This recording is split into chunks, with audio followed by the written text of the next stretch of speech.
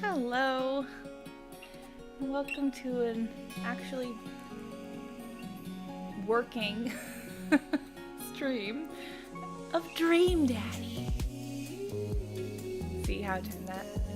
I'm pretty proud of myself.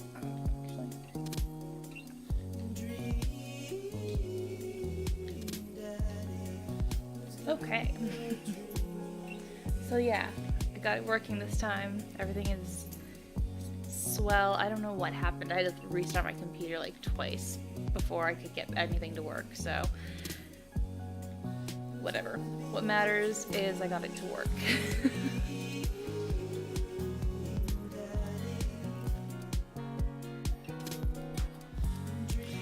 So, let's see.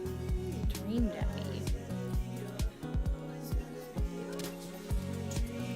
Let's continue. We're gonna have to go like way the hell back. Uh-oh. Actually,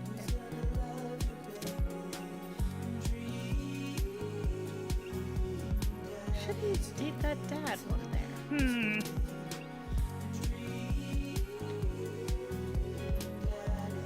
There's no date that dad between.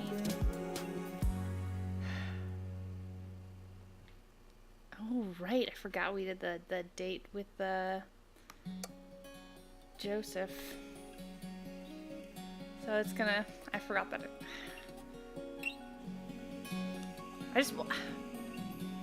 In my other save, I have I have it saved to the date that dad page before you start a date. So I have it all set up to be the. I just go back to that save file and I can do any of their third dates. Oh shoot. Okay. Yeah. Oh. We know this. We know this.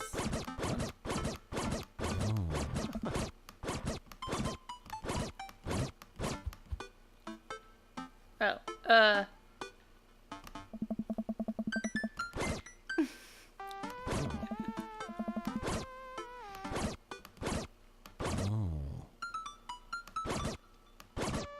Cracker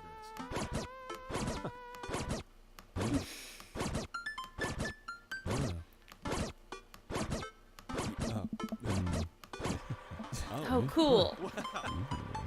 I didn't realize I could just hold it down.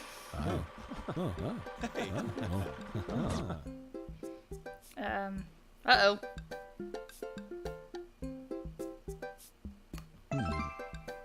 Haha, we high five. Hey. Oh,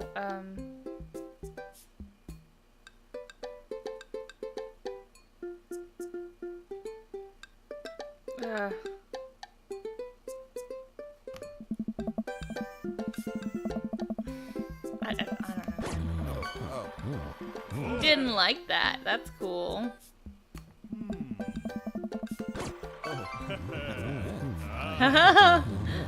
Alright, apparently I chose the option that, anyway. Hey. Uh-oh. I don't care about this stuff. I want to get to a new... I don't know what's happening and I don't care.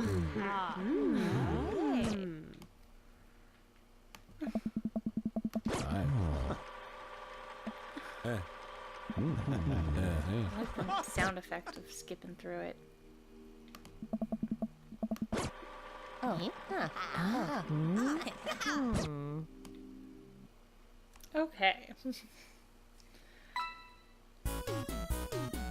Yeah, it's probably not a good rage. I pissed him off a few times.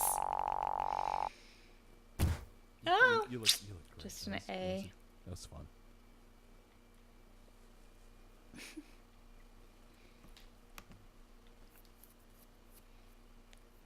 Welcome. You've got dads. Whoa. What are these? Hi, Bartolome. It's me, your dear old friend from way back in the day, Dadmanda. Have I looked at these before and I just don't remember? Clearly I haven't. Okay.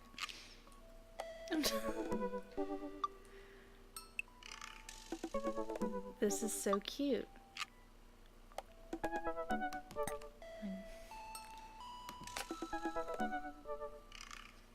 Hey dude, I've got the runs. Hello, Amanda's dad.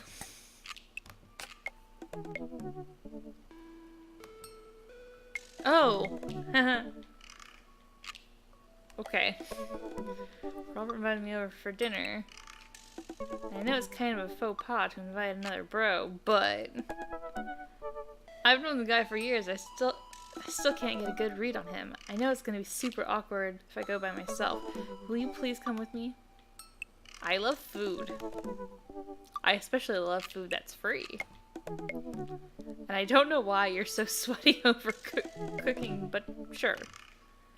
Yeah, dude, I'm down. Thank you. It's weird. I really hope that's a sweat of relief. I don't know what's happening.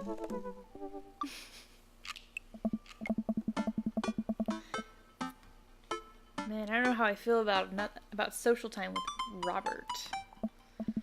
Still, I guess free food is free food. Yeah, dude, I'm down. Thank you. Craig and I decide to meet up before heading over to Robert's place. Craig's waiting on my porch, bottle of wine in hand. Hey! Bartolome, boy, I'm glad to see you. Likewise, man. Classy of you to bring wine. Oh. Oh, it's not wine. It's sparkling apple cider. Robert literally has wine cellar, so I think he's good. Wow. At least I think he has a wine cellar. I'm genuinely unsure if he was telling the truth or not. I can never tell with him. Oh, sweet baby. Thank God it's not just me. I never know. Nice. Oh yeah, I forgot. We've slept with him. He's so deadpan about everything. I usually just laugh it off, but man, that guy's an enigma. We start walking over to Robert's house. Does Robert even know how to cook? I have sincere doubts about whether he even knows how to shave properly or iron his shirts. I feel like you learn to cook after you learn those first two. Hey! One time I saw him grab a hot dog from a trash can. I mean, it was at the very top of the trash can, like sitting above it. But still, if he were on trial, I think the jury would define that as in the trash. In his defense, I've definitely considered grabbing food from the top of the trash before. Well, yeah, I think we've all considered it, but the difference is that Robert actually did it. True. Maybe he's the enlightened one. Maybe we're holding ourselves back. Oh. We arrive at Robert's house, which apparently... Why is everything in the middle of everything else? There's like shops and houses on the same... I don't know, man. Okay. We arrive at Robert's house and ring the doorbell, but the doorbell won't chime. Must be broken. Craig knocks on the door a few times. Since when does Robert have a dog? I don't know. That's weird. I can hear Robert just inside. This is me suddenly realizing that this is how you date Robert. I can hear Robert just inside. Wait, what was that stupid voice that I did for Robert? 1 second. Oh. This is uncharted territory, Bartolome. What if he's just one... Maybe, what if he is the one making barking noises and there is no dog? Don't say that. We're not even inside yet. Finally, the door opens. Robert looks pretty stunned to see me and quickly adjusts his posture to try to hide it. This is gonna be weird, isn't it? Oh. Bartolome. Didn't know you... No, wait, shit. Wrong voice. Bartolome. Didn't know you'd be tagged along. Did Craig not tell Robert I was coming? Come on, Craig. That's just fun to say. I can leave if there's not... No, it's fine. Come on in. Wipe your feet. We enter Robert's living room, which is a lot more inviting than I remember it being. Make yourself at home. We can still hear barking from the other room. I knew you had a dog, Robert. Oh yeah, that's Betsy. I have to put her up when guests are over. God damn, I cannot read. She'll calm down a bit. Nice. What kind of dog is she? I love that. Nice. They're like, yes, a fucking dog. What kind of dog is she? Pitbull. Rescued her from a dogfighting ring a few years back. She hates strangers. If I let her out right now, I would probably have to take you both to the ER. Craig and I make eye contact. He raises an eyebrow at me. Oh. Okay. But, I gotta go finish dinner. Made so buco. Robert leaves the room, presumably to go to the kitchen. Craig leans in and whispers. Was the dogfighting thing real? Or was he kidding? I don't know. Hey! What's osobuco? I don't know! Did he make up that word? Until I have oso buco in front of me, we can only assume so. We sit in silence for a second, taking in Robert's living room. Are we about to get sawed? Nice. Nah. No. Jesus, I just fucked everything. Nah, usually wake up in those situations. We voluntarily walked into one. Although, he did look pretty shocked to see you. Maybe you being here threw off his plans? His murder plans. This is so weird. Robert finally walks in the room carrying 3 paper plates of steaming food like a waiter. God, sorry. I read this food like... Anyway. I don't have a Sorry. I don't have a dining table. Don't trust him. So we're eating here. Oh. Also, I don't have real people plates. Hope that's okay. People plates. I don't have real people plates. Robert sets plates in front of us on the coffee table. I still can't tell what it is. Looks like meat. Maybe lots of sauce. I can make out some vegetables. Think it might be rice, but it could also be pasta. Guess there's only one way to find out. I take a bite. Hey! Oh my god. I take another bite. The medley of flavors in this dish is amazing. The meat is so tender and the risotto, I think that's what it is so creamy. Robert, this is incredible. You cooked this? There's a pregnant pause as Robert formulates a response.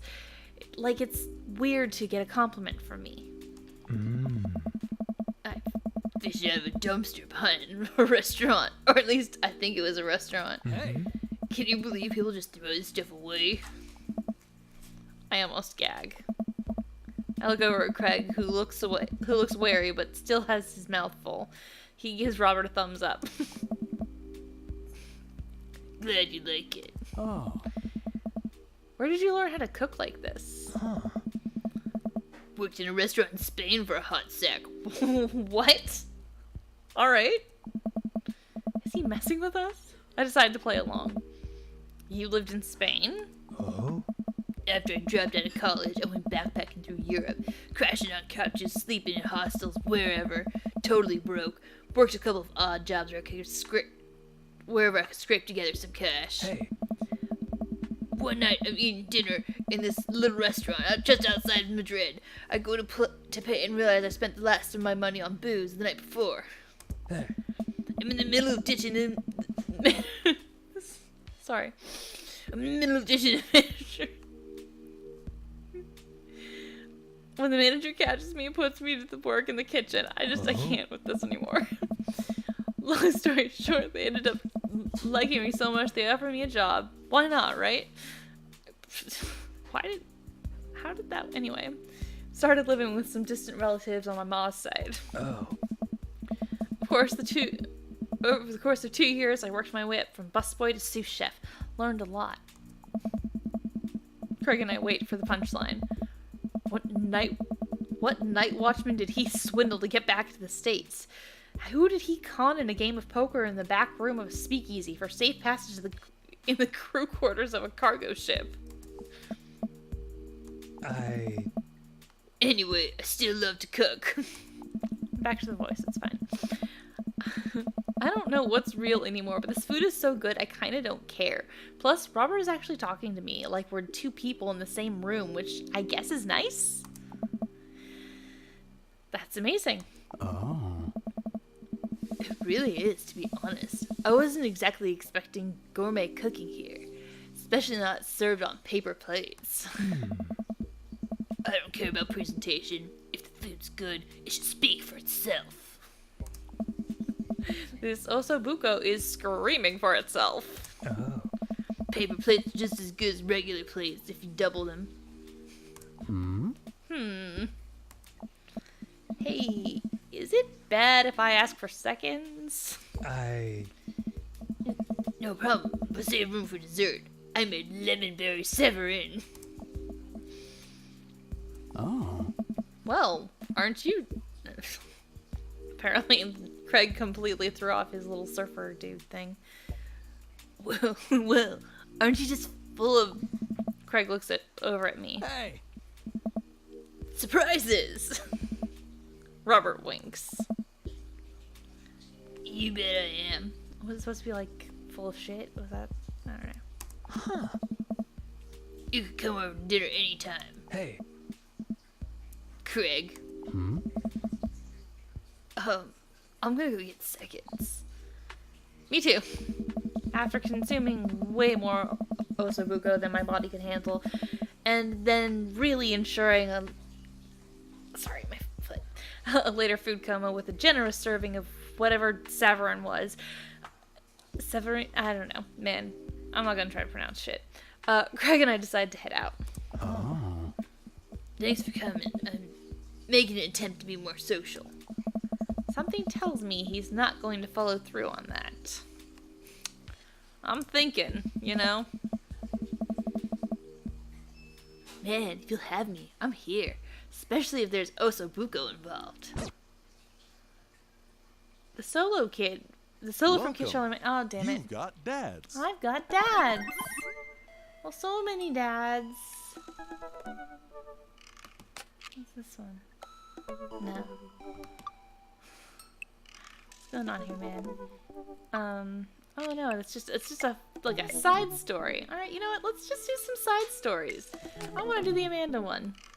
I mean, Dad Manda. Hello, Timmy. It's me, your dear old friend from way back in the day, Dad Amanda. I'm delighted to see you sign up for Dad Book. They've recently added this exciting new messenger service, so you may find yourself receiving messages from other dads like myself. Take care not to miss them. Amanda, is that you? What are you doing on Dad Book? Why, Bartolome, I never. We've known each other since business school. Since business school. How could you possibly confuse me with your amazing and talented and easy-to-buy things for daughter? Though I am, of course, flattered. You should buy Amanda more things. Amanda, you know I didn't go to business school. I barely even managed to get my degree. Wait. No. Wow. I didn't say that. You never heard that. This is gold. I was a great student, I swear. I graduated at the top of my class because I worked hard and ate all my vegetables. Totally holding this. I was totally holding on to this for later. Wait, do you even remember what I majored in? I declined to comment. Cool. Oh. That's all I could get from her, man. Okay. Well, I've got just the thing. I'll head over to the store and grab you a real chunky milkshake, cherry licorice, and a book of word jumbles that I find helpful in strenuous times such as these. What? Wouldn't that make it worse? Oh, it's not for diarrhea. Milkshakes are just comforting.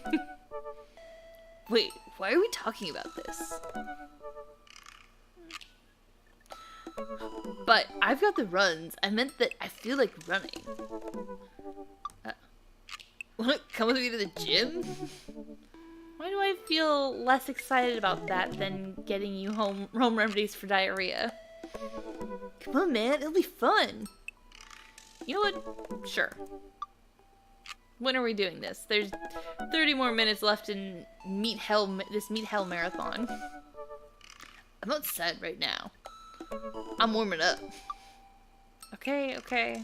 At least let me see if Betty gets away from the wolves in time to get her sopressata. There we go. Wrap cheesecake out of the oven. Go running. Medicine is not always the best medicine. Eat plenty of carbs the night before a big game. What? What's happening?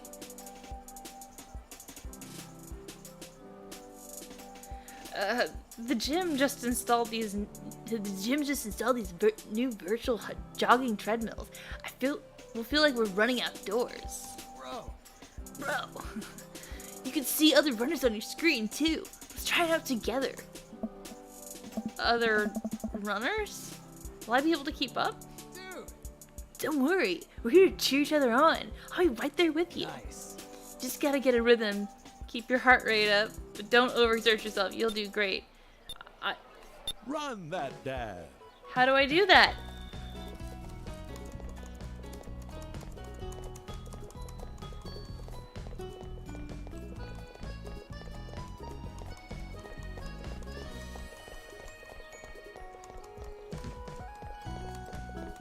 Dude.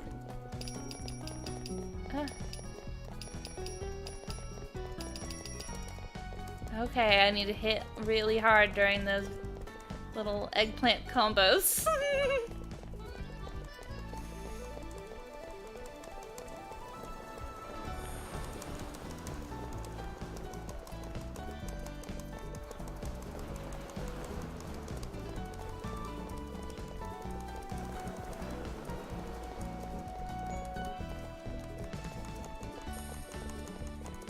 Hey. Yeah!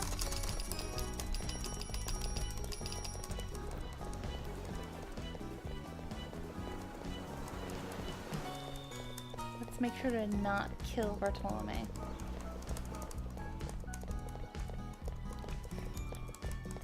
Okay, this is like killing my wrists.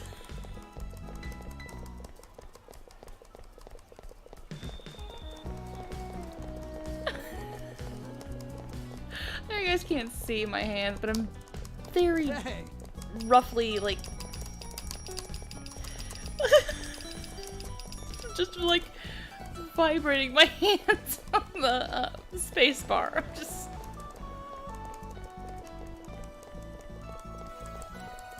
I don't know what is happening here. Like, how long is this? How long do I do this? This is a really cruel joke that the Game Grumps guys played on us. They're like, yeah, you know what? Just fucking slam your goddamn spacebar for an hour. Alright, I'm switching over to enter.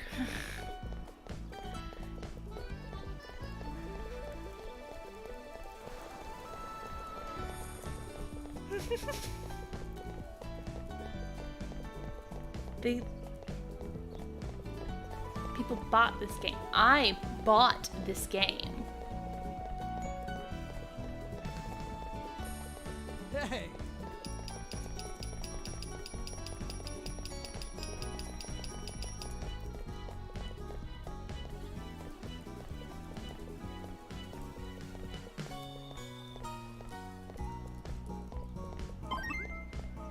I finished. What rank did I get? S++ personal best! Performance for sure. Way to go. Ow. Welcome. You've got dads. Jesus. Oh man, his dad. I'm enjoying these little side things right now, so. It's me, your friend, Craig, who loves sports. I have nice and smart children who are so good at computers. I feel like maybe it's not Craig typing this. Aw, man, great to hear from you, buddy. What's up? I'm still strong. It looks weird. Strong. Sorry. Strong. I am strong. Don't I know it? Say, I've been reading up about whey protein. You use that at all? I figure it'd help me develop a bit more muscle. Yes, I know what that is. My children are having a tea party and they wanted me to invite Amanda, but we can't find her on here. You're also invited. Physical invitation to follow. Cool, I'd love to come. I'll let Amanda know. Thank you, Amanda's dad. Let's do this. I don't think Craig knows we're coming. Coffee time! You know dads love coffee. Gonna brew myself something black as midnight on a moonless night. I put it on a fresh pot and work a few word jumbles while I wait for it to brew. Hey, this one spells sorrow. That was great. Hey, this one spells sorrow. Dad, ready for today? I'm ready for every day, sweetie. Gonna tackle it head on. No, are you ready for what we're gonna do today? The thing that you promised you'd do? Honey, I already told you that I'm not gonna throw away my Tom Clancy novels. They're just stacked in the living room. I keep bumping into them and knocking. I have no idea what voice I'm doing at all. And knocking them over. You don't even read them. Wait, no, that's not what I'm here about. Tea party, Dad. Nope, I don't remember that. Craig's kids? That hand-drawn invitation? Amanda walks over to the refrigerator and comes back with a hand-drawn invitation on a sheet of computer paper, inviting Amanda and Amanda's dad to a tea party. They spelled cordially wrong. Just put on some going out pants and let's get going. I can go outside in sweatpants. Nothing's stopping me. Dad, just... Ugh. I'll see you in a minute. Put on going outside pants or fuck authority. Damn.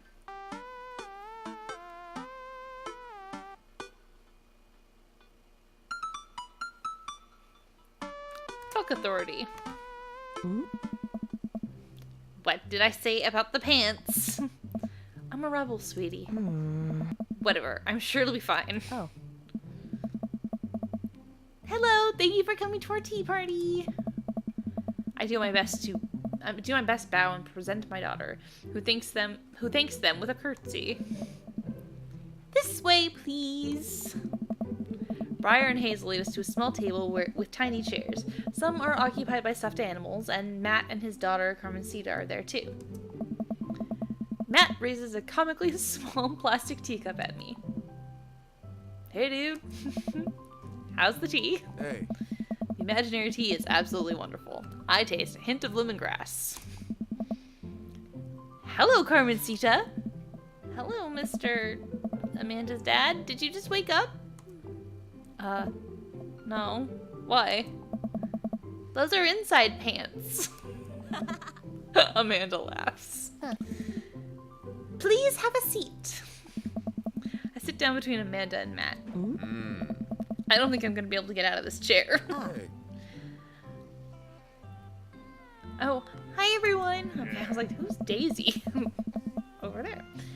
Turn to see Daisy and Brian enter the backyard and take a seat next to us. Sorry we're late. Daisy made me put on my going outside pants. Amanda punches me on the shoulder. See?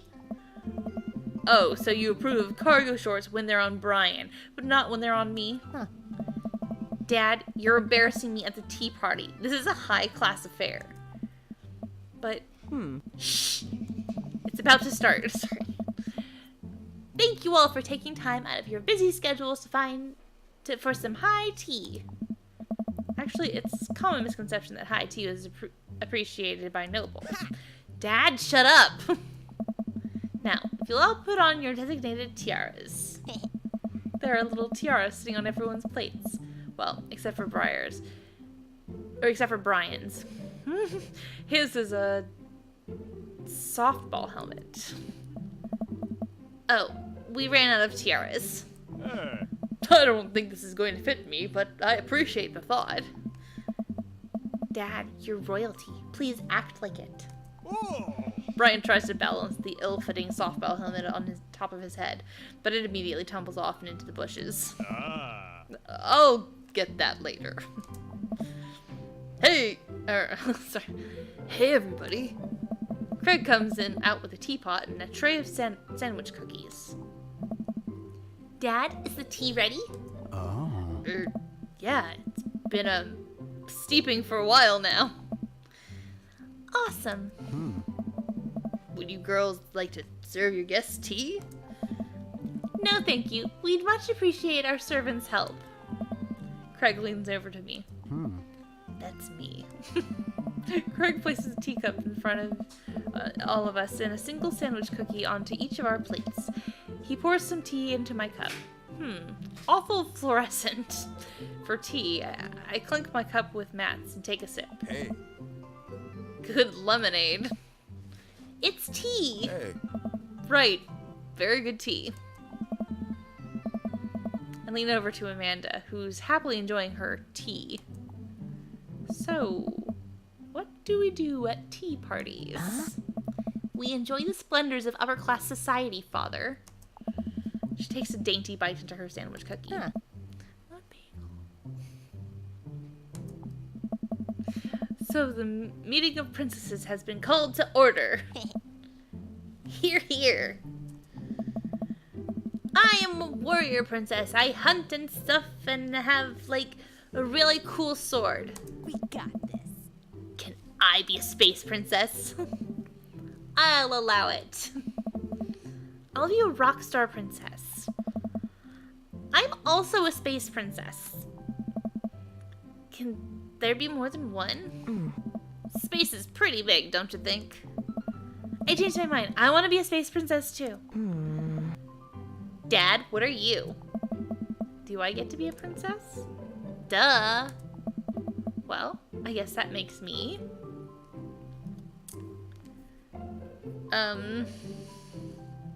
History Channel princess, hacker princess, or rude boy princess? Rude boy princess. If I drop my crown on the floor, I'll make sure to pick it up. Pick it up. Pick it up. Nice. I think I'll be landscaper or general contracting princess. He's essentially like Hank Hill. I sell propane and propane accessories. I'll be landscaper and general contracting princess. Hey. Barista princess reporting for duty. Hey. Hey everybody, CrossFit princess here. Not now, servant! If it weren't for the princess uprising, it would be you serving me. We sip tea for a little longer, then the girls run off to fight dinosaurs as space rock star warrior princesses. I think. Did I grow up so fast? It was like yesterday that I was helping Amanda throw her own tea parties. Did she make you a servant too? You betcha. Carmencita actually made me brew tea for hers. Pitfall's of owning a coffee shop. Oh. Pitfall? Your custom blends are amazing. What that hibiscus you gave me was a while back was choice. Hey. Fucking geeks. Thanks. It's really nice the girls are getting along. Yeah, I'm really glad we moved to this community. Hey. I just feel bad about the dads that are excluded from this little outing. We are too. Amanda's been kind of a role model to them, you know? I haven't even realized, and I don't even know if Amanda does either, but I guess they're right. All of the girls in the neighborhood look up to her. She seems to go out of her way to play with them. I'm so proud of her. You better not proud dad cry at this tea party, Bartolome. I brought extra work jumbles. Does anyone want to kill time while the girls play?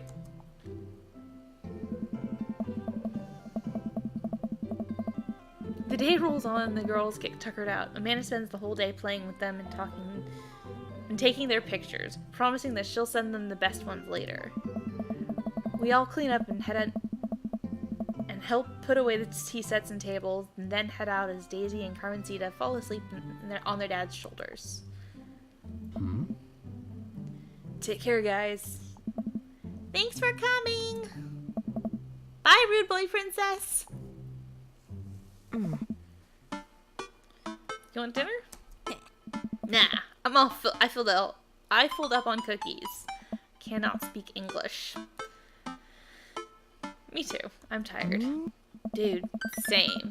Playing with a bunch of little kids who all simultaneously want your attention and approval is surprisingly exhausting. But in a good way? Also kind of scary way. How so? I feel like I gotta be on my best behavior for them. I don't want to let them down. Is this because you still feel bad about dropping the F-bomb in front of your cousin that one time? Whoa! I corrupted her, Dad. She's secondhand smokes now. Well, those kids really look up to you. I'm glad they have you as a role model.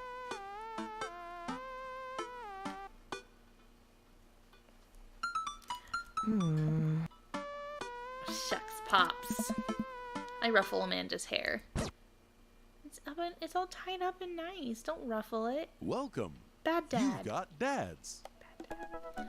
Okay, let's see. Let's go on a fun date. Date.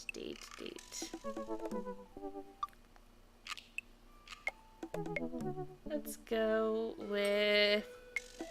You know what? We have not spent any time with Hugo.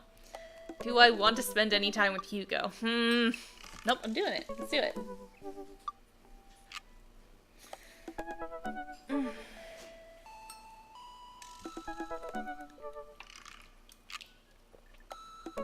I'm sorry if this isn't fun to watch, but I'm enjoying doing it, so.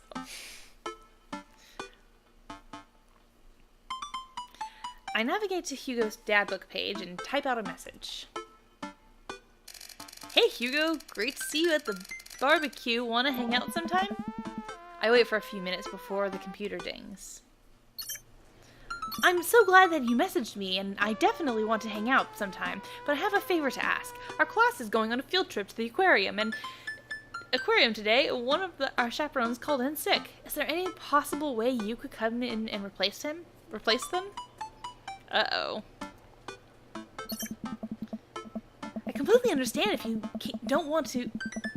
I know that's not the voice I've done for him, but I can't deal with these voices right now, man. I completely understand if you don't want to or can't make it, but I'm gonna be honest with you here. It's the middle school class. I need as much help as I can get. Think about it for a moment. Man, that's a lot of screaming kids that I'd be accountable for. And they're in middle school. Arguably the worst age to be.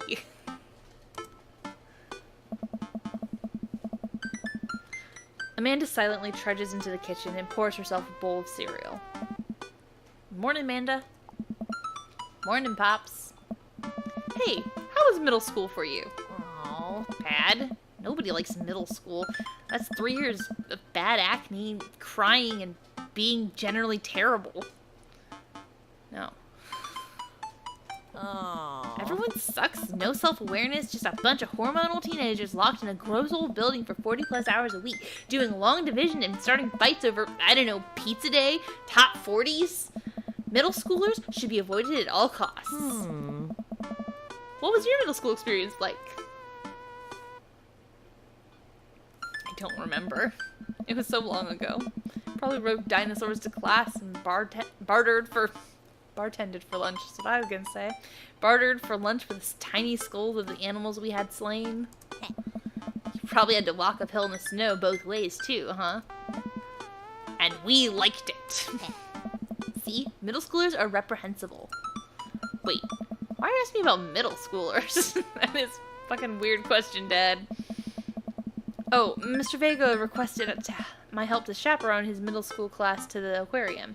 Just wanted to know what I was in for. You get to go to the aquarium? Are you kidding me? Huh? The last field trip I got to go on was the clam chowder factory. They didn't even give us clam chowder. They gave us square pizza at a clam chowder factory. Oh, is that why you won't eat clam chowder anymore? Hey. No. It's because Bobby William threw up one of the vats of clam chowder, and I'm the only one who saw it happen. Oh no! It haunts me. Right. Let's leave that story firmly in the past. Oh. Anyway, you should just do it. Mr. Vega sounds like he could really use the help. Plus, you get to hang out with cool fish. Amanda, I get kind of weird about aquariums. The ocean makes me nervous. What, you worried that a whale's gonna pop out of the touch tank and swallow you whole? Don't you put fear in my heart. Well, do they have penguins there? Yes, they have penguins there. Then it's settled! Penguins outweigh the fear of the ocean. I sit back down at the computer and let Hugo know that I'm available. He tells me to meet him at the aquarium and gives me the address. I grab my keys and kiss Amanda on the forehead. Sorry. Before I head out. I arrive at the aquarium and find the school buses have beaten me there. Preteens huddle around their teachers in small groups, yelling at each other and goofing off. Every teacher looks like they're at their wit's end. Hugo jogs up to me, looking frazzled. I'm so glad you're here. Hugo! It's been a debacle all morning. We're short-handed, most of the kids won't stop screaming, as I'm sure you know is the case with all middle schoolers. I lived through Amanda at 12. I'm all too familiar. Great! Well, it's you and me chaperoning a group of 10 kids. They're over here. Hugo walks me over to the gaggle of preteens who are sitting on the ground playing with their phones. They're not kicking each other like the other groups, so we're off to a good start. Can you guys put your phones away? All of the kids look up for a moment, stare at Hugo. They then go back to their texting. At least they're quiet. Oh. Too quiet. These guys are up to something. I can feel it. There's no way. They're too busy thinking about not getting food stuck in their braces to pull any stunts. It's middle school after all. Okay. He really doesn't remember middle school. We'll see. The classes start filing into the aquarium, and Hugo hands out massive stapled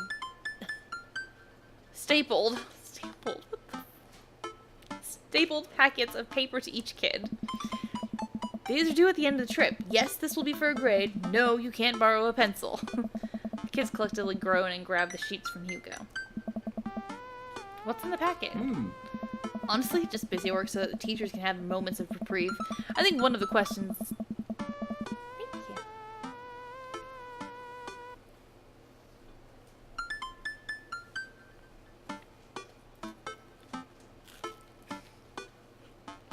I think one of the questions asked them to sit there quietly for 10 minutes and think about Great Barrier Reef. Teacher hacks. I like that. Wait, I thought you were an English teacher. What does this aquarium have to do with books? We just did a unit on the old man in the sea. Nothing quite like introducing kids to the futile preservation of human spirit by making them pet stingrays. I'm sorry, man.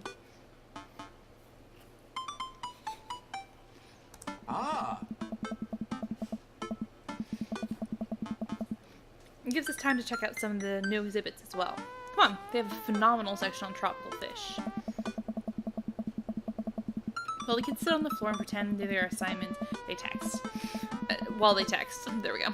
Hugo and I wander over the large tank filled with brightly colored fish. Hugo points to a brown and white fish with long spines. Oh. That right there is a lionfish. Did you know that on their stomachs, they can expand... that their stomachs can expand to 30 times in size? Whoa. Oh. Their spines are venomous, too.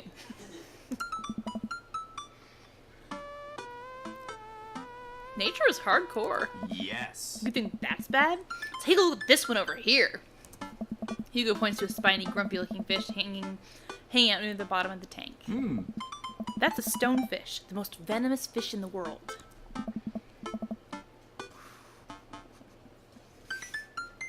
And they just, like, keep it here? Oh, they're relatively harmless as long as you don't step on them. What happens if you step on them? Oh. Tissue necrosis. Cool. Ah. Nature is wild. Man, Hugo seems to know a lot about fish. Feel the overwhelming need to impress him. Hey, see that fish over there? That one? Yeah, that's the...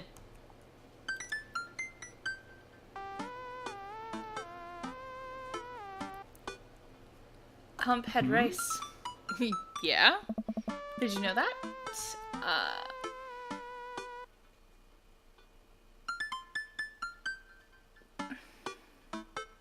I don't know what I'm fucking doing, man.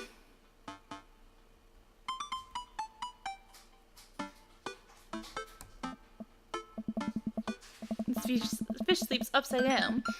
But contrary to popular belief, it's not an actual vampire. That's the vampire fish. Wait, are you serious? Absolutely not. Playing for the gag here. Oh. Good one! Like, I needed to be spelled out for him. Fucking idiot. Sorry.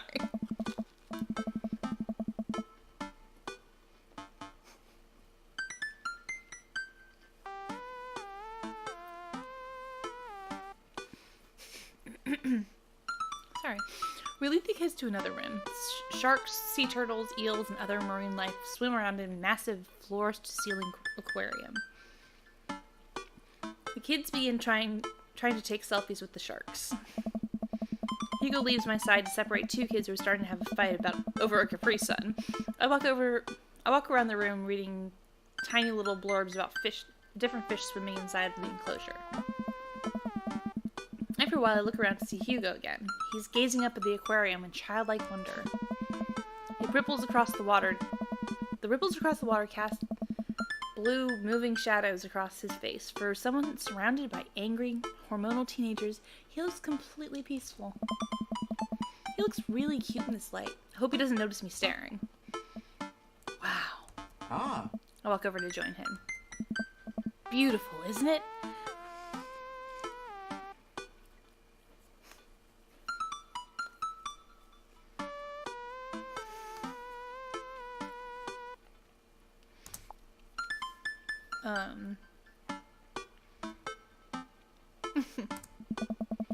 Great many mysteries lie in the ocean. It certainly is fascinating to be able to observe it in a setting such as this.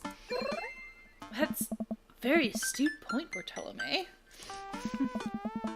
We stand together for a moment, admiring the wonders of marine life. We eventually make our way to the touch tank room, which seems to be the only thing that the kids are actually interested in. The tank is filled with a variety of horseshoe crabs, sea urchins, stingrays, and small fish. I stand around the edges of the tank and keep wary distance from the sea life. Who knows what kind of nefarious plans those horseshoe crabs have for my well-moisturized hands. Well-moisturized hands. Hugo rolls up his sleeves and sticks his hand in the water. Don't you want to pet some stingrays, Bartolome? Oh, I think I'm good. I don't really think I should just stay over here and admire them from a respectful distance. Come on, it'll be fun and informative. Don't make fun of me, but I'm scared to touch them. I get weird when there's no glass separating us. I don't know what any of those things are, but I get the feeling they will probably bite me and my delicious hand if given the chance. Nothing in this tank can hurt you. The stingrays have had their barbs removed. The horseshoe crabs only eat little clams, and the anemones are perfectly safe to touch. Against my better judgment, I approach the tank, slowly dipping my hand into the cool water. I touch a stingray as it glides past me. See? Not so bad. It feels like fun, slimy leather. Things get a lot less scary when you learn more about them, right? I dive my hand back into the tank with a renewed vigor for ocean life. I poke at some urchins and feel a hard carapace of a horseshoe crab. My hand brushes up against Hugo's as we reach for the same anemone. I pull away, blushing. Hugo smiles at me. Hey, you're supposed to be touching the fish. Oh, Jesus. Walk away now, Bartolome. This... gross. Sorry, I just get a little carried away Wait. That girl over there looks suspicious. Why is that? Oh. Are backpacks usually that wet? Hold on. Oh no! Susan! Susan, get back here! Hugo runs after a middle schooler and catches her before she makes it to the exit. Want to tell me what's in the bag? Textbooks? Want to tell me what's really in the bag? Susan won't budge. I walk over to Hugo and the little girl. I think you might need a bad cop. Look, kid. We don't really have time for games here. Whatever it is, it goes back in the touch tank. Now. He loved it. You're not a teacher. You can't tell me what to do. Ah. Yes, well, I am. Can you please put the bag down? Next time, we won't say please. Susan glares at Hugo for a moment before dropping her book bag on the floor. It lands with a wet slap. I stare for a moment, then starts to move. Whoa. Hugo leans down and unzips the backpack. A horseshoe crab frantically scuttles out and all across the floor. An employee swoops in, swoops it up, and places it back in the tank. She gives us a disapproving look. Jesus, Susan, what was your plan? I was trying to free him. To where? Outside? Where he was gonna die? Susan, go back to your group. We'll discuss this later. Yeah, hands where I can see him. Susan sulks off, leaving me alone with Hugo. He gives me a pat on the shoulder. Middle schoolers have sticky hands. I doubt that's the first time that's happened here. Or the last. The next room, we see a variety of smaller tanks. Sea urchins, tiny fish, and a rainbow of beautiful underwater plant life surrounds us. Oh. Or surround us, whatever. Look over there. Hugo points to some seahorses gathered at the bottom of a tank. One of them is in the middle of giving birth. Hey. That's actually the male seahorse. It sort of takes fatherhood to a whole new level, doesn't it? Hey kids, come check this out. There's a male seahorse giving birth. A low murmur from the students. They just jump back on their phones. Fun fact, male seahorses can give birth and then get pregnant in the same day. Man, we thought we had it hard. Oh. I wonder if they have to deal with their kids' awkward teenage years too. However many thousands of them. You seem to know a lot about marine life, Hugo. Oh. It's not really my specialty, but I do make a point to learn as much as possible whenever I can. I think that learning shouldn't end when you leave school. We should challenge ourselves to find out more about the things we don't understand every day of our lives. Because if you stop learning, I don't think you'll ever be able to grow or change as a person. Good point. But I still don't trust the ocean. We'll get there. We finally make our way over to my favorite spot of the tour. My favorite part of the tour, the Arctic exhibit. Okay. I have bagel and I want some of it.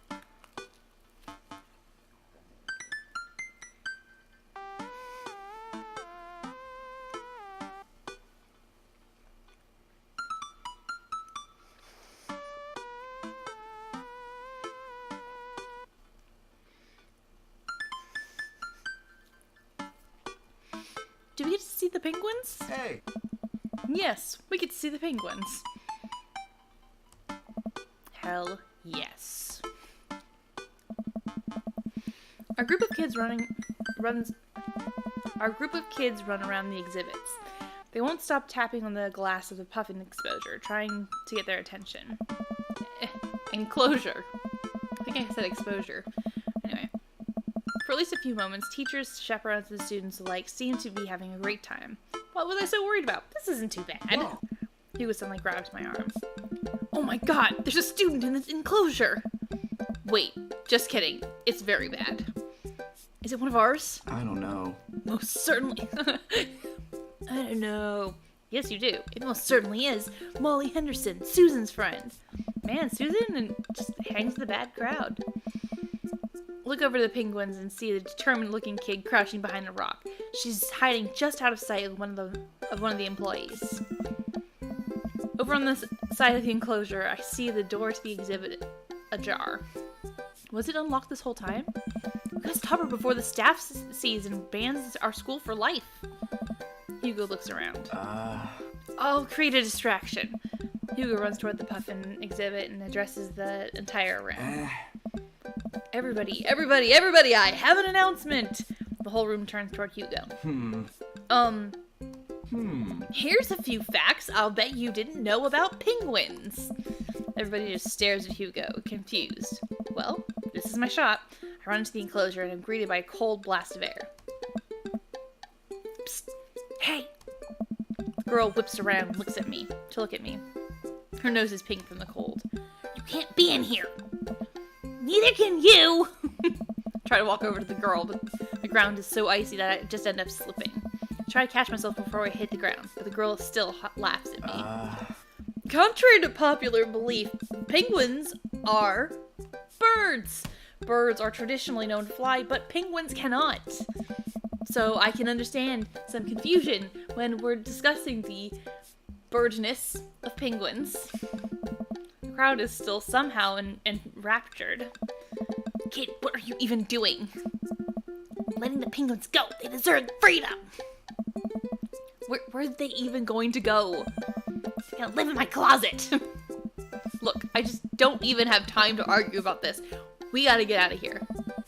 Not until I save a penguin. Little known fact is that penguins only live in cold climates. With some exceptions. So they don't all live in cold climates if you're splitting hairs here. Did I mention they don't fly?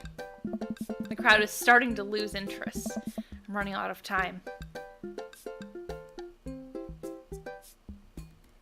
Bribe her. I will give you $20 right now if you leave with me. Molly thinks for a second. Okay, we'll give it to me right now. Reach into my pocket and pull out everything I have. Examine each bill. Okay, well, I have 12 and some change. But there's a button here. Is that enough? Pay me those other 8 later and we'll have a deal. We move to shake on our arrangement, but before I suddenly realize there's a wave of penguins on their way out. I didn't touch anything. Block that bird. Block the bird.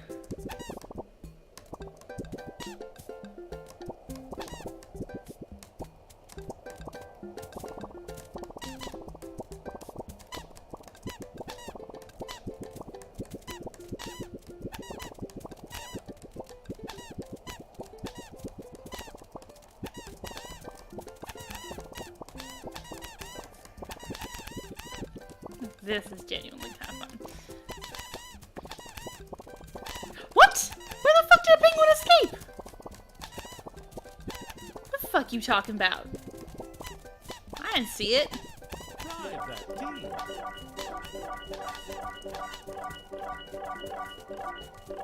How are none of them going to her?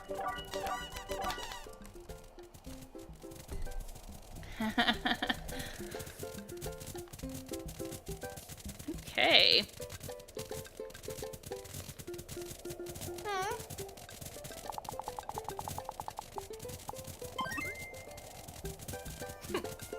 Bribery works.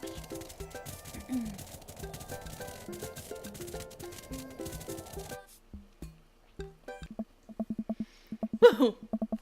Glad that's over. Just in time, too. Looks like Hugo's wrapping up his diversionary penguin speech. And that's why I think that penguins are one of the best animals in the world. A few few people in the audience clap out of a sense of duty. Everybody starts dispersing. Hugo spots us from across the way and runs over. I don't know. Molly, what were you doing in there? I was liberating animals, Mr. Vega. You realize that penguins can only survive in Arctic temperatures, right? You would have had a dead penguin on your hands. Well, it was the thought that counts. No, Molly, it wasn't. Molly turns to me. You owe me $8. Sweet Manchego. What? Just, I'll pay you later, kid. Molly runs off towards Susan. I suppose they can compare animal thief notes. You're not off the hook, Molly. Bartolome, did you just bribe a child?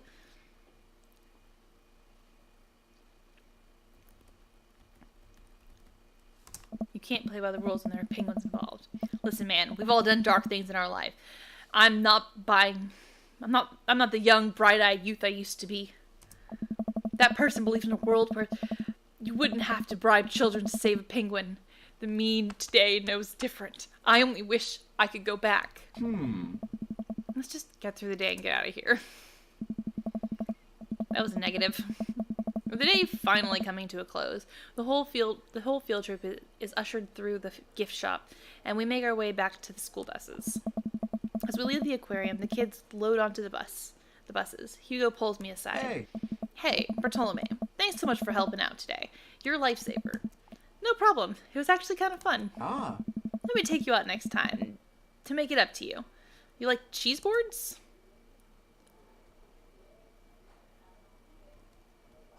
I'm all about the cheese boards.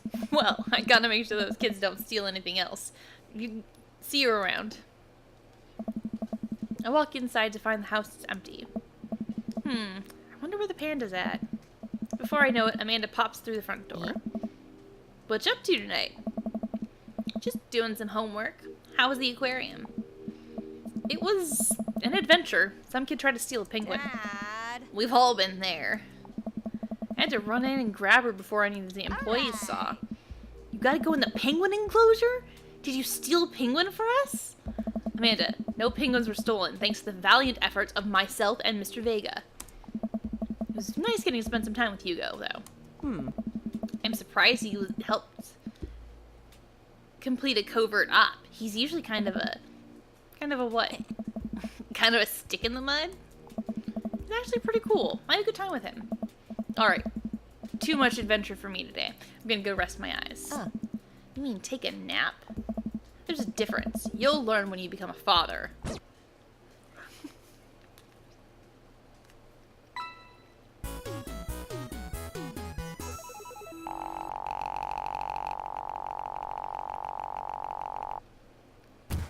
That was so good you gave me goosebumps.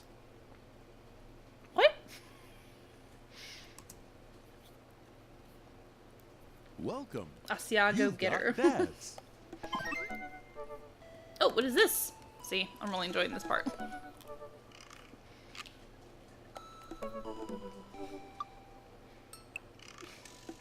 Sorry.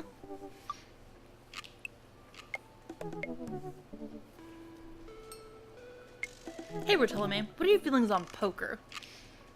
Beyond hardly knowing her. Poker? I hardly know her. There it is. Well, good talk. Wait, I actually really like poker. I just saw the joke and I had to take the shot. Please, Matt. I'm a dad. I'm contractually obligated. No, I get that. Anyway, we've been playing poker We've been playing weekly poker games, and I figured I should send an invite your way. It sounds really great. I love losing money. Cool, dude. See you soon.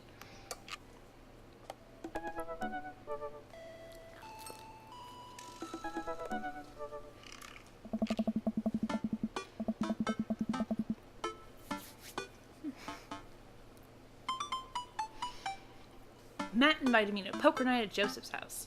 I put on my going out coat and walk over. Across the way I spot Matt, who was walking over from his own house. He's got a case of beer under his arm. Crap, I should have brought something. Hey man. Crap, I should have brought something. No worries, man. It's your first time. Just bring a full wallet. How long have you guys been at this for? Years, buddy. It's just a nice way to keep in touch with the guys. It's never really high stakes. We pass through the fence enclosing Joseph's backyard. Craig, Brian, and Joseph hover around the patio, drinking beer and chatting. No, not chatting. Popping. Sorry. Robert sits in the corner, brooding as usual. Bartolome! Glad you could make it. Oh. So am I. I'm psyched to take all your money. Just like old times. Craig's the resident shark. We prefer the term person who's good at poker. Well, I'm well aware. Craig's always been suspiciously good at poker. Oh. Are you still as terrible as when we were in college? Poker face. Hey, I wasn't terrible. I'm not bad at poker. I definitely good at poker. Everyone stares at me. Okay, maybe that was a little defensive. Okay, I'm bad at poker. There's no way you're as bad as Joseph. Joseph shrugs. Hey. This is basically my tithing. I'm giving back to the community. Yeah. Plus, I'm happy to just sit here and eat all of Brian's snacks. Aye. Guess who brought pigs in a blanket? Not Craig. Hey, my chia seed and granola energy bars are just as delicious. Everybody laughs. That was a fucking surreal... Anyway. Who the fuck's mad? Let's just get the game going. We all take a seat at the table and Matt starts dealing cards. The first couple rounds go by easily and I'm getting the hang of things, but it's obvious that Craig is running the show here. Craig, how'd you get so good at this? It's pretty easy. You just start getting a feel for everybody's tell. Like, Matt will scratch his ear. Oh. Hey! Brian adjusts his pants when he's trying to lie. Oh. No, wait a second. Ah. And you just loudly announce the whole room when you have a good hand. Yeah, yep, that's me. Oh. What's Joseph's tell? Everything. I don't know what that voice was. Everything. Literally everything. That man is an open book. He couldn't lie if he tried. Well, at least I have God on my side. Ooh, this is all rhyming. I like it. Oh. See, you can't even say that with a straight face. Shit. What about Robert? Honestly, the man's an enigma. Robert raises his glass of whiskey to us in a solemn salute. I think he'd wipe the floor with us if he actually tried. I'm just here because I enjoy the company. Hey. Robert pulls his phone and stares at it. Hey. Robert, is that a flip phone? Yeah. Nice. Wait, what are you, a drug dealer now?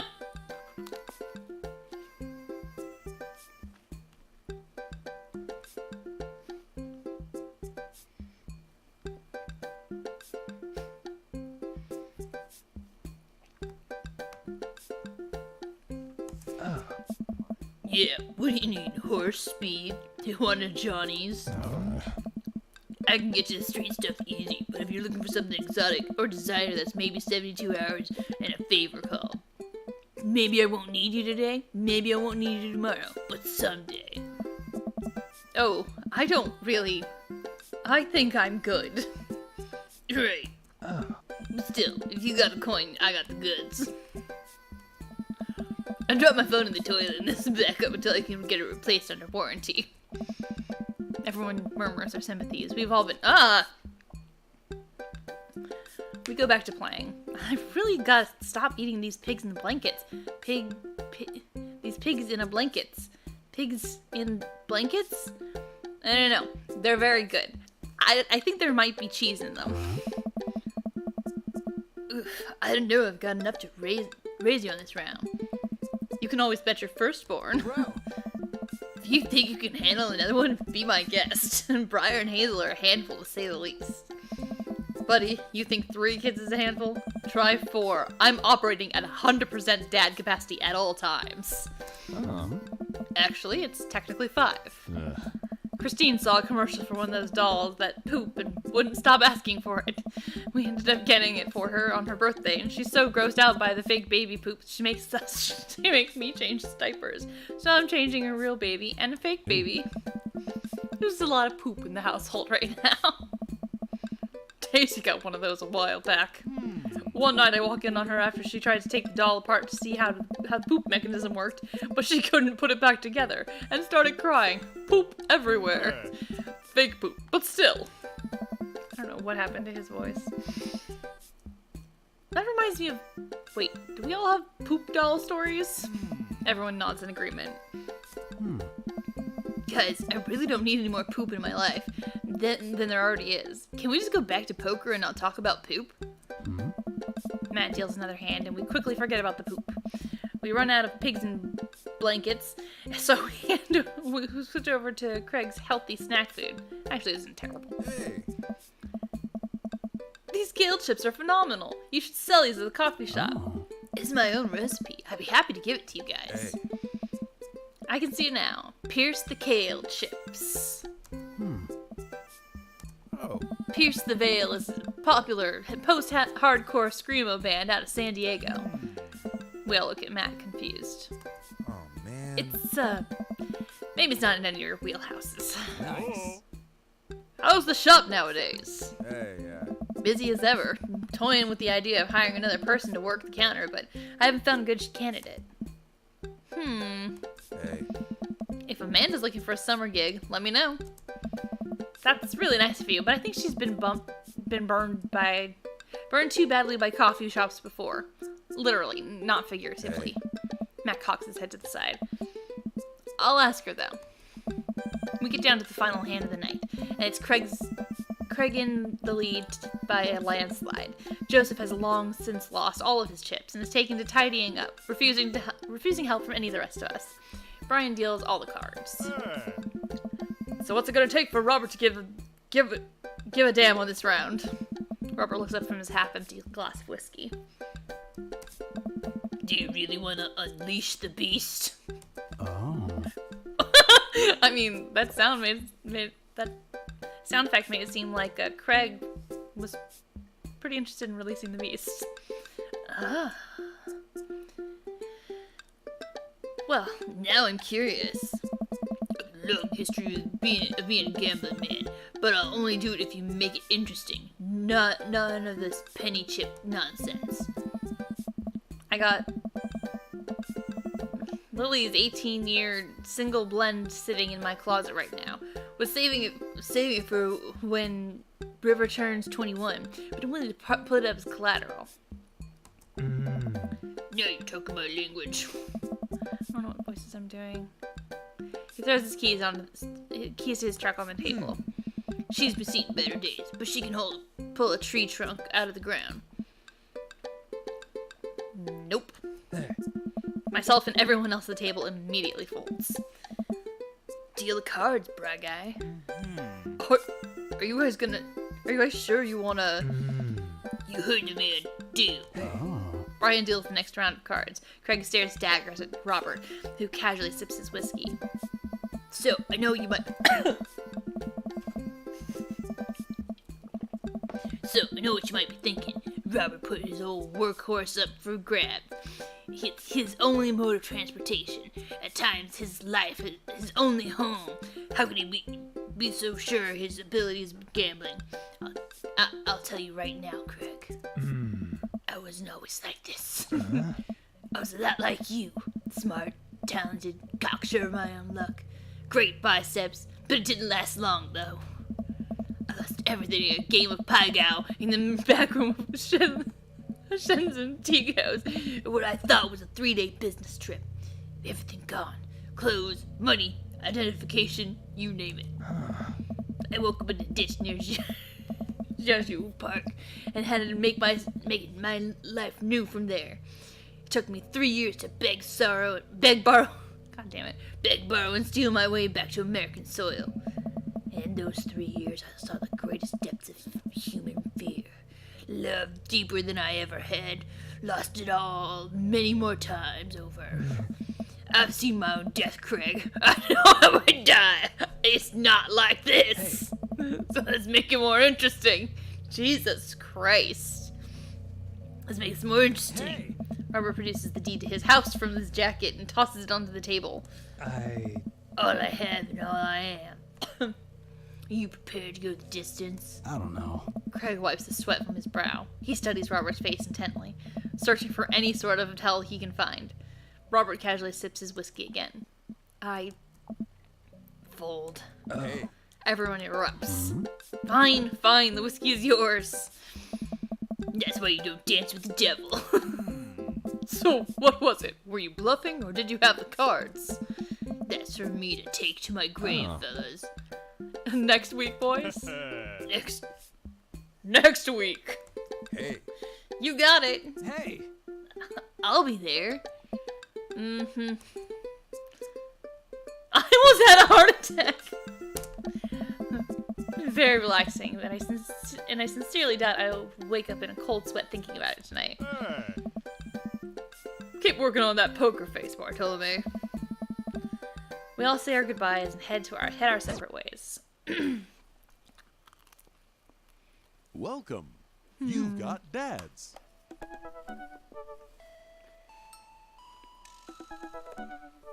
Okay.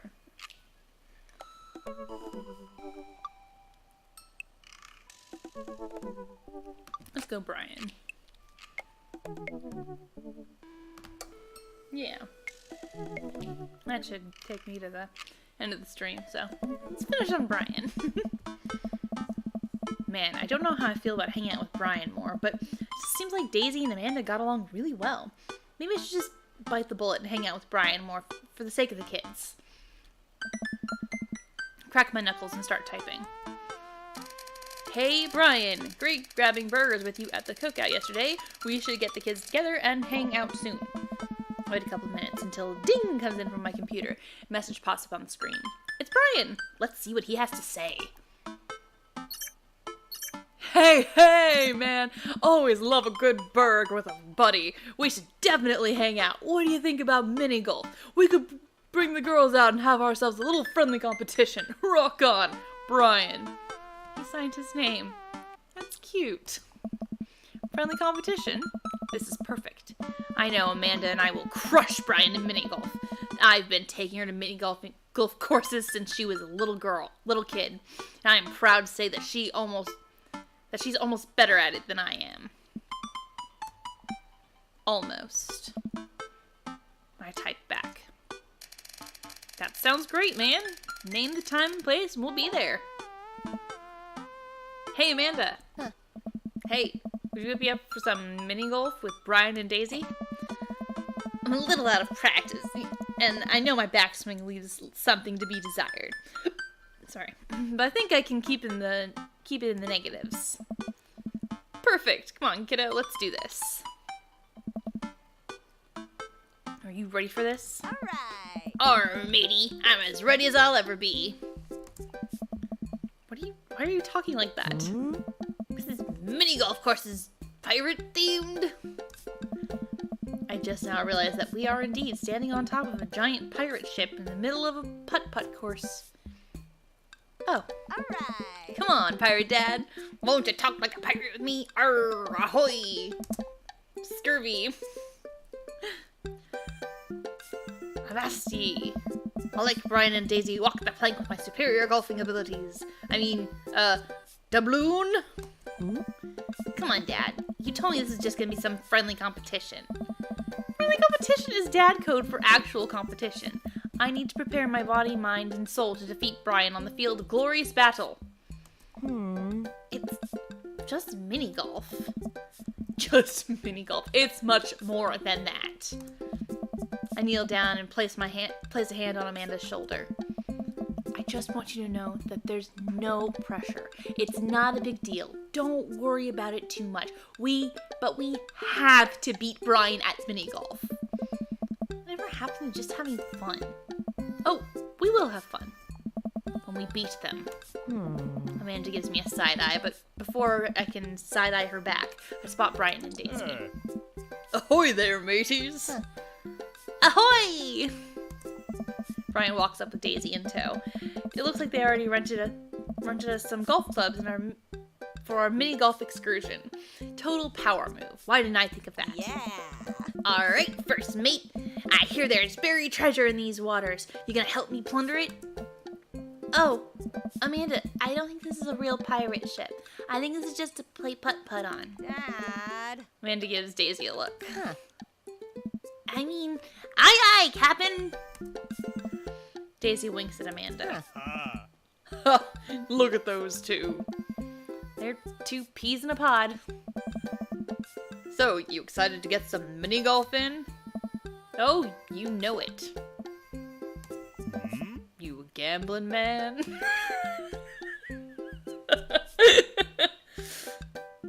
I know when to hold them. Depends on what's on the table. I know when to fold them. I know when to, shoot, that's pretty much all I know how to do.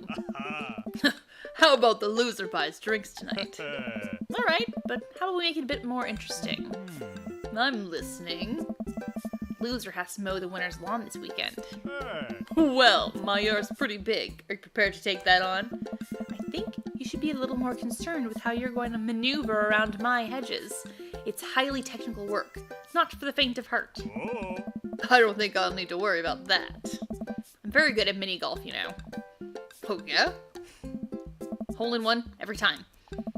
What I just said is not a true thing, but it already came out of my mouth, so I have to stand by it. I'm looking forward to seeing that happen. Brian and I eye each other up and down. May the best dad win. Brian and I shake hands and lock eyes. It's about to go down.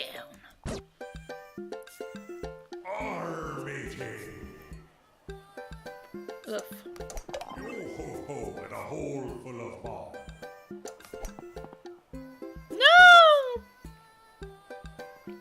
Dead men sink no pots.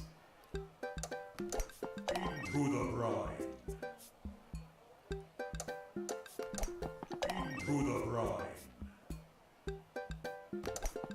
Boo! I don't like it. It's too fast.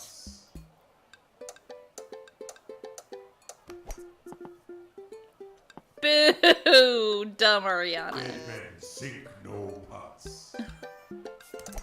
Oops. You've lost your ball.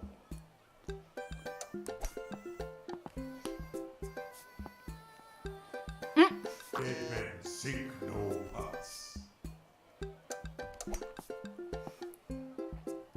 Ooh. What? What? No! Your ball.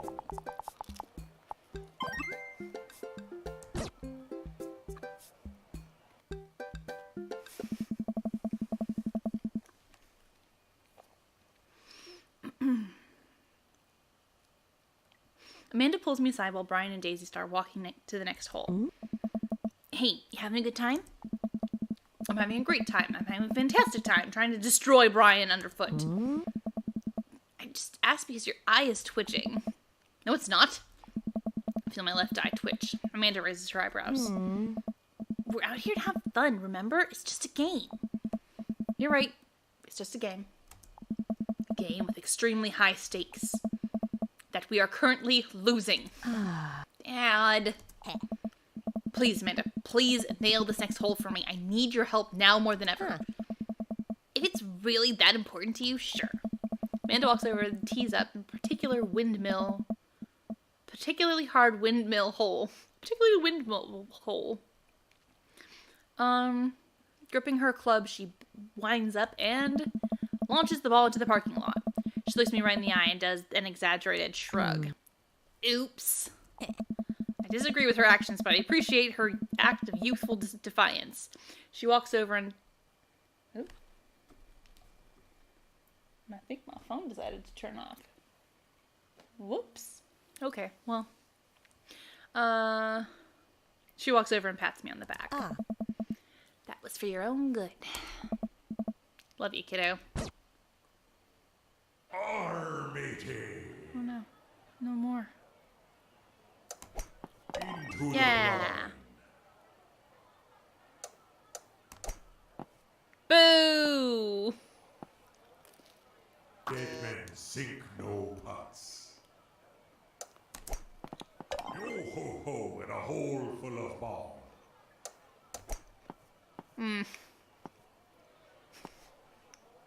You've lost your balm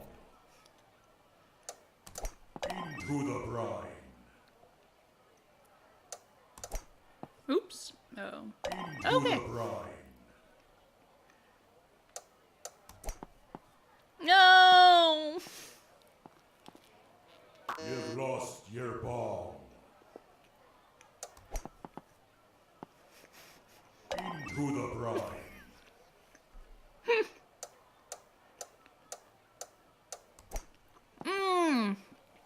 Damn.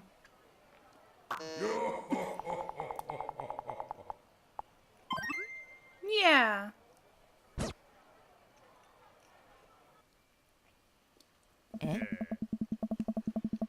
Try to maintain an air of professionalism. Ow.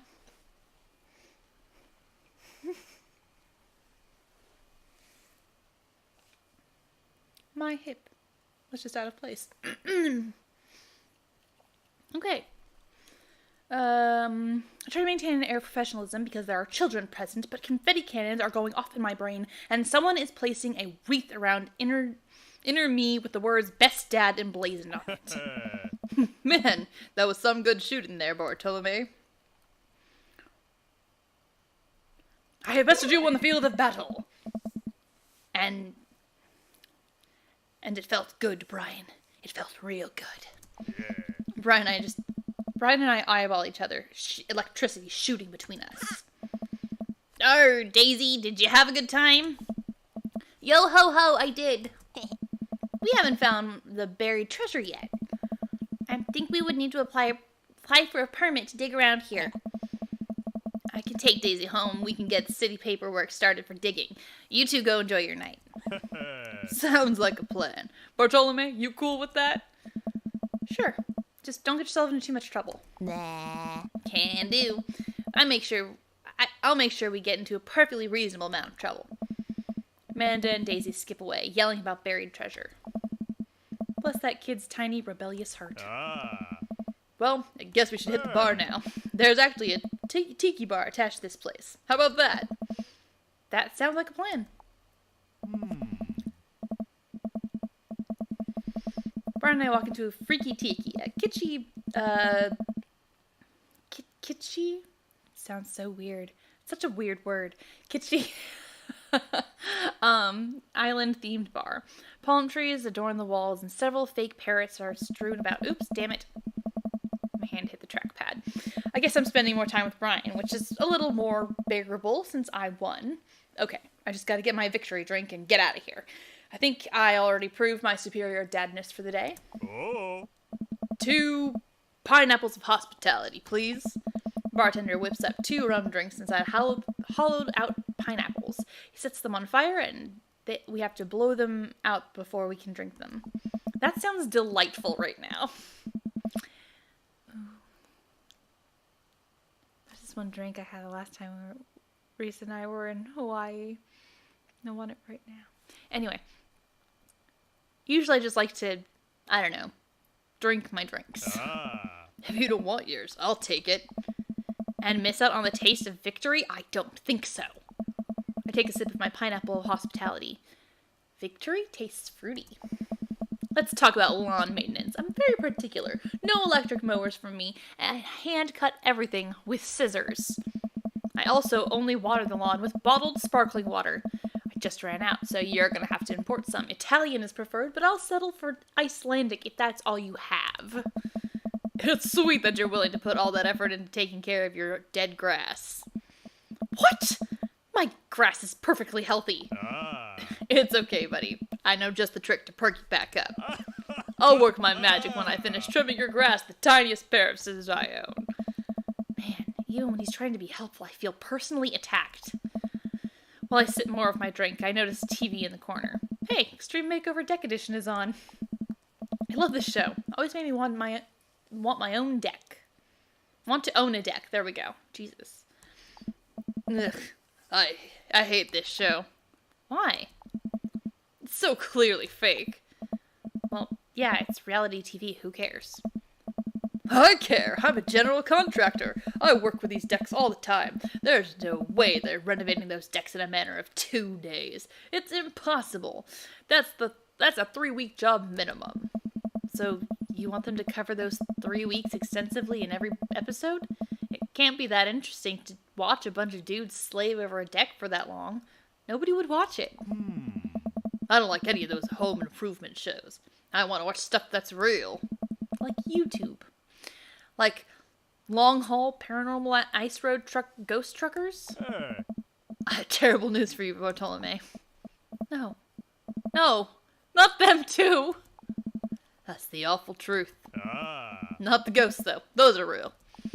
Trucks just don't have emergency escape buttons. I've been lied to for so long. We both chuckle and sip our pineapples. Wait, you're a general contractor? Sure am. Help plan the cul-de-sac we live in. Wow. Nice work. Yeah, kind of took after the footsteps of my old man. He was a general contractor too? The best. He practically built half this town with his bare hands. It's weird how you spend your whole life trying not to become your father, and then you wake up one day and there you are. But I get to work with my hands, and it pays more than enough to take care of my daughter, so it's an absolute dream job, for me at least. Well, that's impressive. Building stuff has always been a weak point as a dad. And I've been okay with that. Until now. Now I must defeat him. I do have that patio furniture that I haven't put together, still sitting in the garage. Okay. Maybe I should cool it with the dad competition. Gotta keep it light. Telling your classic jokes, ask about his daughter, stare him down unblinking. Ask about his daughter. So, Daisy seems pretty smart for her age. Yeah, she's a genius. Definitely doesn't get it from her old man, though. It's actually a little embarrassing. She beats me at Scrabble constantly. To be fair, Scrabble is really hard. I can barely make good words when I have the whole alphabet in front of me, let alone 7 letters. Brian laughs. See, we can keep things friendly here. This is perfectly pleasant. I could do this all night. Because I feel an innate need to impress Brian and prove I'm better than him. Obviously. That's the only reason. I think. Let's keep moving. Ask about his dog. Complain about kids these days. Compliment his beard. Ask about his dog. So, you have a dog. Sure do. Can't quite remember what he looks like. Oh, he's a little corgi. He always has a handkerchief around his neck. Yeah, I'm not getting it. I think I might need a visual reminder to jog my memory. If you happen to have pictures of said dog, maybe on your phone. Brian laughs. Bartolome, if you want to see pictures of Maxwell, you could have just asked. Show me the goods then. Brian pulls out his phone and flips through an entire album of dog pictures. Oh yeah, that's the stuff. What a good boy. I look around the room, taking all the kitschy decor. The kitschy decor, looking for something else to comment on. There's a gigantic fish hanging above Brian, and I gesture to it. Cool fish. It's definitely fake. Really? Everything in here is fake. That palm tree over there is just a ficus with plastic coconuts glued to it. I look over. He's right. But I almost caught something like that fish once. Mine was bigger, though. Of course it was. Oh, really? Yep, went on a trip to Hawaii maybe a decade ago. We were out on the sea for 3 days, catching fish, drinking beer, guy stuff. We had a hot plate on the boat, so we could sear the fish right after we caught it. Throw a little bit of salt and lemon on there. Oh man, there's some of the best food I've ever had. That actually sounds amazing. Well, it was the last day. Everyone had gone to bed early. But I was out there watching the stars. Had my line out, too. Then all of a sudden, it just starts running.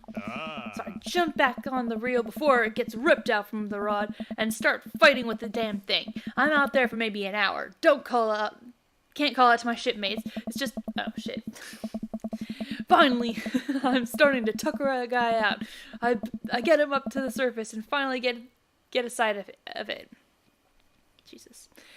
The biggest marlin I've ever seen. Hemingway-esque. I get into the boat single-handedly. And you know what happened next? What happens next? Uh-oh. The damn thing smacks me in the face with its tail, knocks me out. I wake up the next morning on the deck. The fish gone. Never felt dumber. So it got away? I think there's another version of me that would have spent the rest of my life trying to catch that fish, Captain Ahab style. I'm sure Daisy would be supportive. Ah, man, fishing's the life. Haven't gone enough lately. You go fishing? Actually, I have a confession to make. Wait, what am I doing? Why am I having an inexplicable urge to be vulnerable with him? I can't tell him I'm terrible at fishing. I'm leaning close. I'm amazing at fishing. I'm best at fishing. No one can outfish me. I'm simply the best out there. Yeah. Okay, since you're such a pro, I'm taking you fishing. You want to go fishing? No, wait, don't answer that. Yes, you do. We're going fishing. Oh, no. Oh, I don't know. Come on, it'll be a blast. I know the perfect little fishing spot. I'll bring some beers and we can just sit back, relax, and reel in some trout. We'll bring the kids with us. Come on. You know you want to. I sigh. I've been cornered. Yeah, okay. Brian gives me an exuberant high five. Yes, we'll see who can catch the most fish. Sorry. So I can get you mowing my lawn. You can try to beat me, but they don't call me Bartolome good at catching fish Perez for nothing. Ooh, that works. That's nice. I'm spinning the web of lies that I fear will one day consume me. Sounds like it'll be a scrap. Brian and I finish our drinks and head outside. Till next time.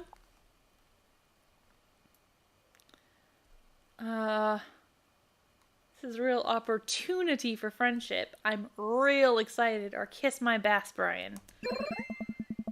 And also for catching more fish than Brian. You're crueling me with these puns, Bartolome. Mull it over. You'll come around to the fish-related dad jokes in no time. Brian extends his hand to give me a friendly but firm handshake. I see the competitive fire in his eyes. This is going to become a whole thing, isn't it? Brian takes over babysitting duties. Amanda walks home with me. Once Brian does the thing that I just said he did, this thing happens. She immediately plops down on the couch and flips on the TV. So, how's hanging out with Brian? Wasn't too spicy about his crushing defeat, was he? No, he was pretty gracious about it. Like, frustratingly gracious. Yeah, how dare that guy have some decency? Come on, Dad. Seems like a neat dude. Think so? I don't know. Guy loves a good competition. But then again, apparently so do I. What did you and Daisy end up doing? Oh, we hunted for treasure for a bit, but Daisy was really adamant about not digging without permission, so we just watched some documentary about theoretical physics. I put her to bed and sat around eating Brian's food. Don't tell him I said that. That's standard babysitting protocol, I believe. I really like hanging out with Daisy. She's super mature for her age. Yeah, Brian says she's had a hard time relating to other kids. She kind of reminds me of you at her age. Although, she doesn't bite people as much as you did. I can't believe I'm finally the cool older kid. Feels good. You gonna hang out with Brian again? That's the thing. He wants to go fishing with me. Oh. I told him he was an amazing fisherman. You hate fishing. I know. I'm kind of panicking. I'm sure you'll be fine. All you have to do is wake up at the crack of dawn, sit silently in a boat on a lake for hours on end, with no promise of tangible reward, your only companion being the fear and doubt you harbor deep within your heart. Fishing's fun. You'll remind yourself as the world darkens around you and you wonder if it's really you staring back at yourself in the lake's reflection or simply just the abyss. Yeah, laugh it up, Amanda. You're coming with us. My constitutional right to go out to outright refuse this order. Daisy's coming too. Well, Better go convince Brian to bring his dog. Fine. Sold. I'm in. Alright, I'm Bush. Gonna call it a night. Don't stay up too late, okay? You got it, Pops.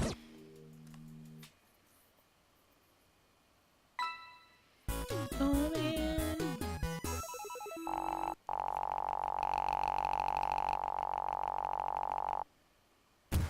That's a 10 out of 10 if ever I've seen one. Alright, that's cool, man.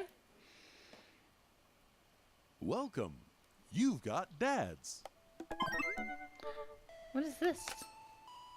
Bartolome, listen. This is you from the past. Whoa, how'd this happen? I figure you're trying to reply to this because I know myself, but this is an automated message from you earlier this morning when it was socially acceptable to go out and buy ice cream. I forgot I did that. I forgot how I did that as well. The future is amazing. Listen, life is short, and ice cream should always be acceptable, but unfortunately, this isn't the society we live in. This is less the society we live in, and more me projecting my own anxiety about being judged onto others, but you know what I mean. By the time you're reading this, it is a certain time of day in which nobody will bat an eye at you for going out and buying ice cream. You know what to do. Be good for me. But be good. Me. Damn it. Buy that ice cream. You know what? I've earned a treat. On the way home, I decided to stop off and grab some ice cream. Jesus Christ. This is weird as shit. Spent a lot of time trying to figure out just which type of ice cream I'd like to eat differently from the tub. Directly from the tub. Jesus Christ. Rocky Road? Pistachio? Oh, pistachio. Oh, Amanda's probably gonna want some too. But I get 2 tubs. She loves cookie dough ice cream, right? Hey, mister. Turn around and see Ernest. Oh, damn it. Hey, mister. Leaning up against the wall in the convenience store. Ernest? You're cool, right? You're cool, right? I'm cool. But I don't see what that has to do with anything. If you're cool, you'll help me out, right? Help you out? There's no fire involved, is there? Just clouds. So if you give me 20, will you buy me e-liquid? Ernest, what's e-liquid? It's like, Gatorade, you know, electrolyte liquid. I get it myself, but I'm banned from here and trying to, oh, okay. Classic fiddle game, you know the deal. Oh, you're talking about balanced electrolytes, then I got you, little buddy. And I didn't know you played the fiddle. Just as the clerk for Cran Rat. I'm trying to remember the voice that I did. Cran Zapple Vortex. You'll know what it is. Pick up a tub of pistachio ice cream for myself and a tub of cookie dough for Amanda. I search around for some blue Crazen Void starter, but I can't seem to find any. I turn to the cashier. Say, where's your finest e-liquid? Behind the counter. You got an ID? First of all, my daughter is older than you. Second of all, I'm flattered. I switched shampoos recently. Is that taking some years off? Look, you need to be 21 to buy vape juice. Your hair doesn't look a day over 20. Wait a minute. Are you just trying to butter me up to get me to buy more ice cream? Because it's working. I glance outside to spot Ernest staring at me. Double wait a minute. You're telling me that e-liquid is not a sports drink? It's for vaping. Ernest is watching us intently through the window. I better go give that kid a piece of my mind. I see. Hey, okay, look. I'm gonna pretend that you didn't try to trick me into buying you the old Baphomet's cough syrup and then go... What? I don't understand. And then go inside here to purchase my ice cream. I won't tell your dad if you promise to scram. And stop vaping. You'll get popcorn lungs. Popcorn lung? We'll give you 25. Go home, Ernest. As I'm walking back inside, Ernest calls after me. You can get popcorn lung. You can get popcorn lung from microwave popcorn, you know. I can no longer trust this child, but the mere notion strikes fear into my heart. I go back inside to complete my purchase with the good cashier. Thank you, kind sir, for your time and generous hair compliments. Gotta stick with the voice. You got it, bub. I glance out of the window to see Ernest still outside. Looks like he's talking to some other poor sap. I guess I should go outside and save this other guy some grief. Wait a second. That's definitely a cop. Oh boy. I grab my tubs of ice cream and bolt outside. Ernest is already facing down the hood of a squad car. Ernest, did you seriously try to get a cop to buy you e-liquid? You know this kid? Shit. I'm friends with his dad. Yeah, we live in the same cul-de-sac. I know his dad. Listen, he's a good kid, and I'm this boy's father. I'm this boy's father. Turn around to see Robert walking up the street toward the convenience store. Ernest, what are you doing? I want a lawyer. God damn it. First of all, good instinct. Remember that. You're not required to answer any question from a police officer without a lawyer present. You're this boy's father? Oh. Yes, sir. Ernest likes to lash out at me ever since the accident. Oh, I don't like talking about it. That's fine. Robert gets a wistful twinkle in his eye. Hey. It all started 7 summers ago. My hair was long then. New metal was still in style. Ernest and I were down in Florida swampland, scavenging for... Sir, I can leave you to take it from here. Oh. Sounds good. Thanks, officer. Ernest, come along now. You'll be cleaning grout from the rain gutter for a week, thanks to this transgression. Police officer gets in his car and drives off. I'm stunned by how cool Robert was just there. Thanks. I want to say, Richard. Ouch. Don't mention it, Hemingway. Got in trouble plenty of my time. Just trying to do my good deed for the day. Will you buy me some e-liquid if I give you 20? Child, I will end you. Hey, Bartolome, will you walk Ernest home with me? Sure. Oh. Ernest runs ahead, presumably so he won't be seen with us, which is a thing I think kids do.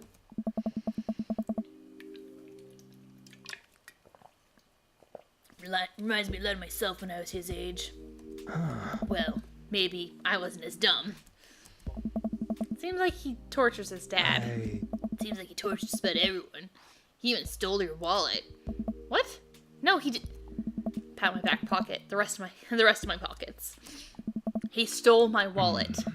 Why are you doing this to yourself? What? Robert just points at a tub of ice cream. One of them is for Amanda. Oh. I have no qualms with the quantity of ice cream you purchased. It's perfectly respectable amount of ice cream. It's the quality I'm talking about. You work hard, Bartolome. You're a good dad. Don't think you deserve top shelf ice cream. But these were on sale. If you're gonna treat yourself, go big or go home. Real vanilla bean, real pistachio. You deserve it. Hey. We arrive at the cul-de-sac and Ernest runs into his home. That boy's the reason we don't have prizes in cereal anymore. Catch you around, Bartolome. Robert tosses me my wallet. I catch it with a surprised look on my face. I stole it back. Keep it in your front pocket or use a chain like back in your ska days. Smell you later. See you, Robert. I go back inside my home, ready to spend the rest of the night with 2 tubs of ice cream, and also Amanda. Welcome. You've got dads. Okay. Well, that was fun. And that times out pretty well for the night. So, yeah, hope nothing was interesting in the chat because my phone died. But yeah, so, did I save? Yes, I did. Okay. So yeah. I think this is one that I'll just like keep coming back to. So, somebody will stream this next week. I don't know what's going on. Reese has been busy in Argentina, so I don't know. She's having a great time, by the way. Anyway, I'm gonna go and rest up because I had a very, very long day today. So yeah, bye.